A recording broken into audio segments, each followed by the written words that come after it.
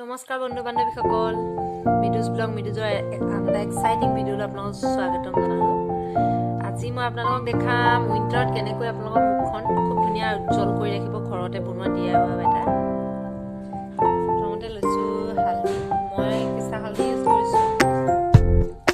আপোনালোকে কেঁচা হালধি নাথাকিলে খোৱা হালধি, ঘৰৰ হালধি দিব আৰু সেয়া জেল, এল'ভেৰা জেল।